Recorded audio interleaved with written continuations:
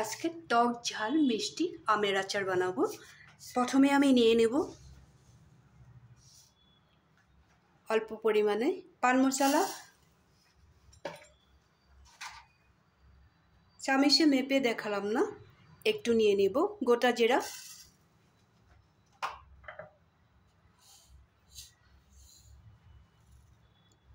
একটু গোটা মেথি,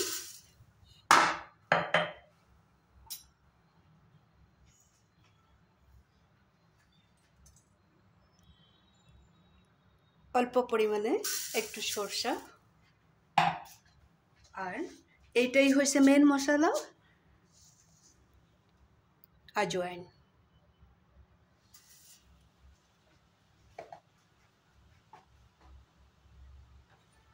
গ্যাসের ফ্লেমটা একবারে কমিয়ে রেখেছি। এখন আমি মশলাগুলো একটু শুকনো শুকনো করে ভেজে নেব।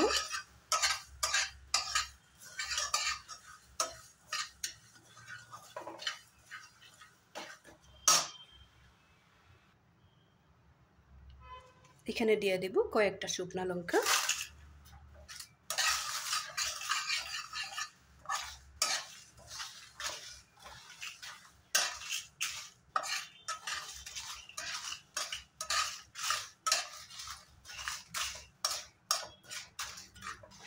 খুব বেশি ভাজতে লাগবে না। মশলাটা ভাজার সময় গ্যাসের ফ্লেমটা একটু কমিয়ে রাখবো।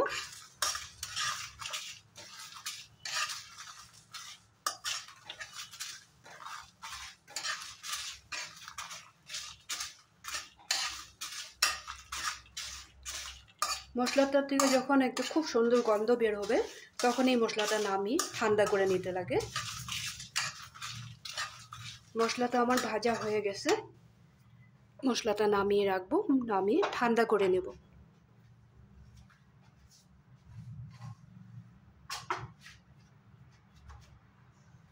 এখন আমি অন্য একটা কড়াইতে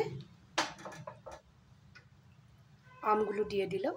আমটা যখন আমি কেটেছিলাম তখন একটু ভিনিগারে ভিজিয়ে রেখেছিলাম, আরও একটু লবণ দিয়েছিলাম, অন্য কিছু দিইনি। ভিনিগারে দিয়ে এইভাবে আমি 2 দিনের মতো রোদ্রে শুকিয়ে রেখেছিলাম। কাটার সময় ভিনিগারটা দেওয়ার একটাই কারণ, এটা যদি অনেক দিন রাখা যায় তাহলে খুব ভালো থাকবে, আচারটা নষ্ট হবে না, ভেঁকুর ধরবে না।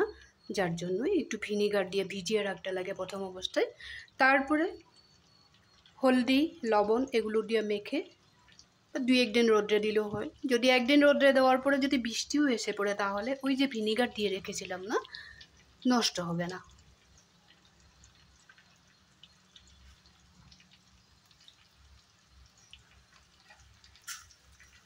আমটার মধ্যে আমি সামান্য তেল মেখে রেখেছিলাম,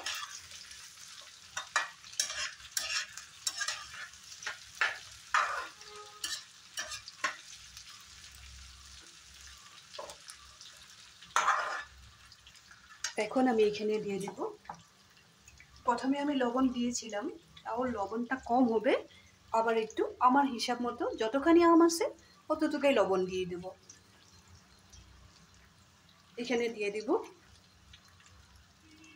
কালারটা সুন্দর হওয়ার জন্য একটু কাশ্মীরি লঙ্কার গুঁড়া,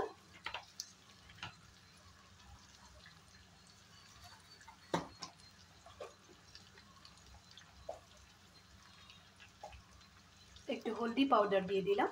হলদি পাউডারটা কাঁচা অবস্থায় আমি দেই নাই, যার জন্য এখন দিয়ে দিলাম। এখানে আমি অল্প গুড় দিয়ে দেব।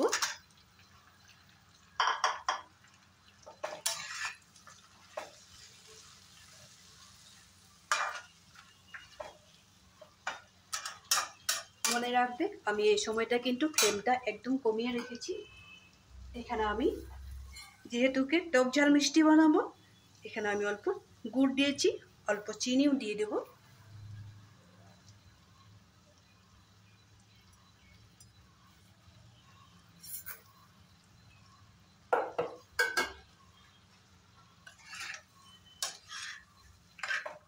চিনি আর গুড়টা না গলা পর্যন্ত আমি কিছু সময় এভাবে ঢেকে রাখবো। এই ফাঁকে আমার মশলাটা, ভেজে রাখা মশলাটা আমার ঠান্ডা হয়ে যাবে। মশলাটা আমি গুঁড়া করে নেব। মশলাটা ঠান্ডা হয়ে গেছে, এই মশলাটা আমি গুঁড়া করে নিব। একদমই মিহি গুঁড়া করব না।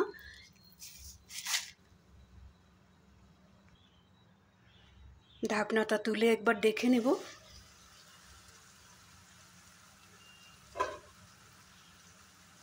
এখানে কিন্তু ভুলেও 1 ফোঁটা জল ব্যবহার করবে না। যদি জল ব্যবহার করো আচার কিন্তু বেশি দিন লাস্টিং করবে না। এখন আমি মশলাটা এড করে দেবো এখানে।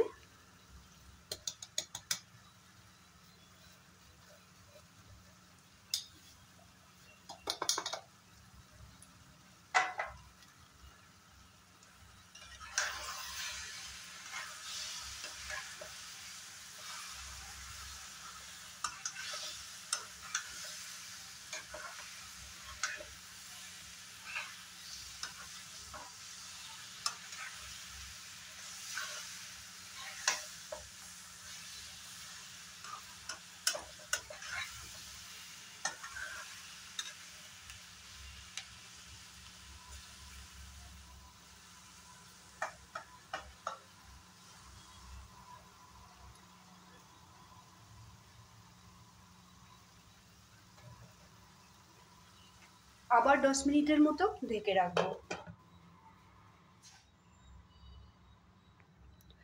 ঢাকনাটা তুলে একবার দেখে নেব।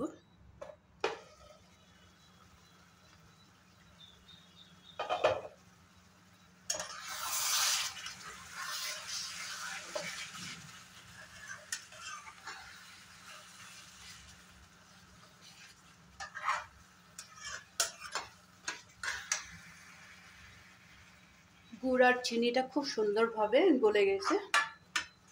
এই সময়টাতে প্রায় আচারটা হয়ে গেছে। এখন একটু আমি ভিনিগার ব্যবহার করব। খুব বেশি না দিলেও একটু দিব, যাতে আচারটা অনেক দিন রেখে খাওয়া যায়।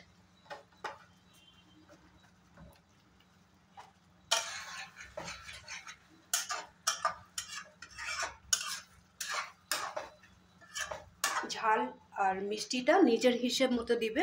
আমটা যতটুকু টক হয় ওইভাবেই মিষ্টিটা দিবে। ঝালটা যে যতটুকু ঝাল খাও ওইভাবেই দিবে। আমার যতটুকু দরকার, আর মশলার হিসাবটা নিজের কাছেই থাকে, নিজেই হিসাব করে দিতে পারবে।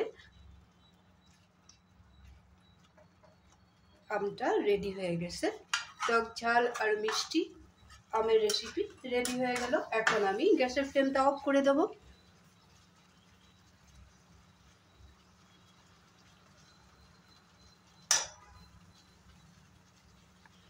গ্যাসের ফ্লেমটা অফ করে দিলাম। এখন আমি একটা থালায় নামিয়ে রাখবো। যখন ঠান্ডা হয়ে যাবে তখন কাচের বয়ামে রাখবো। প্লাস্টিকের বয়ামে ভুলেও রাখবে না। আর কাচের বয়ামতে রাখলেও ধুয়ে রোদ্রে দেওয়ার পরে আবার যে বোতলের ভিতরটা খুব সুন্দরভাবে শুকনা কাপড় দিয়ে মুছে শুকনা করে নেবে।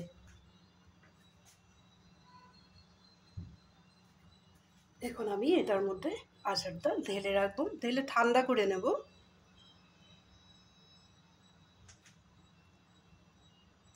আজকের এই আচারের রেসিপিটা যদি তোমাদের ভালো লেগে থাকে, টক ঝাল মিষ্টি, এখন তো আম পাবেই, কাঁচা আম থাকা অবস্থায় এইভাবে বানিয়ে সংরক্ষণ করে রেখে দিতে পারো।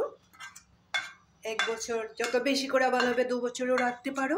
আর এইভাবে যদি লাস্টে একটু ভিনিগার দিয়ে রাখলে, আর কাটার সময় যদি ভিনিগারটা দাও, তাহলে তোমরা অনেক দিন রাখতে পারবে। আর ফ্রিজিং করেও রাখতে হবে না, বাইরেও যদি রেখে দাও তাহলেও নষ্ট হবে না। এই আচারটা এমনিও খেতে ভালো লাগে, ভাতের সাথেও ভালো লাগে, রুটির সাথে, পরোটার সাথে, সব কিছুর সাথেই আসবে। যদি ভালো লেগে থাকে রেসিপিটা, তাহলে তোমরা বাড়িতে বানিয়ে খাবে আর বানিয়ে রেখে দিবে। লাইক শেয়ার করতে কিন্তু ভুলবে না। বানিয়ে খাবে আর কমেন্ট করতে একদমই ভুলবে না।